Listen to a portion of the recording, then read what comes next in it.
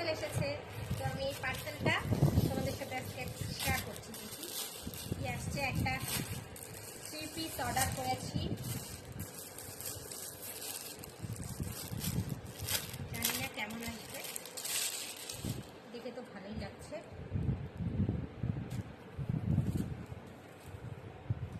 বাহ, এই হচ্ছে কুর্তিটা, এই যে প্যান্ট। বাহ, দোপাট্টাটা তো খুব পছন্দ হয়েছে। দেখো কি সুন্দর, দারুণ দারুণ। এই যে দোপাট্টাটা, আমি এটা মিশো থেকে নিয়েছি। কেমন হয়েছে অবশ্যই জানিও কমেন্ট।